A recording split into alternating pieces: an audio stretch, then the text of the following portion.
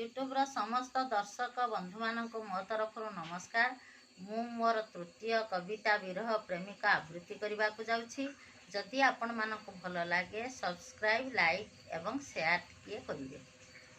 एवं मोर कविताटी आरंभ करुछि।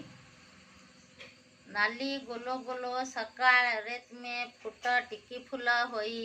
तंद्रा विजड़ित आखि मଳି मଳି नीति देखुथिली मुहि मो झरका कड़र बगीचार धारे छुटई तब सुगंध मतु आला करे शेष रभमरे प्रेमे होई उठे अंध करकारे भिजा शरीर तुमर दिशुथिला कि सुंदर बाल अरुणंक किरण परसे लागुथिल कि अधीर मृदु मलୟରେ दोहली दोहली डाकुथिल मते ठारी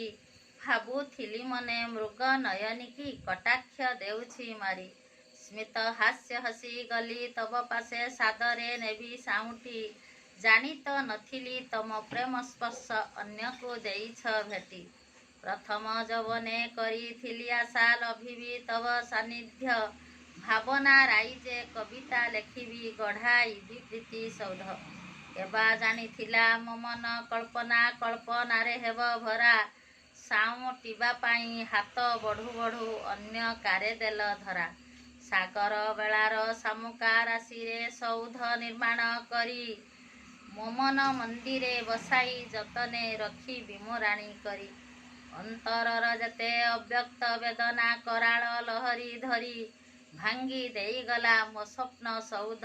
मरीबाकु झोरी झोरी साजी चालीगल तमे नववधू धरी अन्य कार कर फेरी न चाहिल आड़ नयन रे जंत्रणा हेला मो सार प्रेम तो साजिला माटीर कंढेई पादरे देल मकची तब स्मृति हेजी लुहकु मुरुछि हारी गली मुहि बाजी सजाइल तुम सपन सौध रजनी गंधार सेज बिरही साजी मो किपरी बंचिबी नबहिल मने खेद। एवं मोर कविताटी एठारे ही समाप्त करुछि। नमस्कार।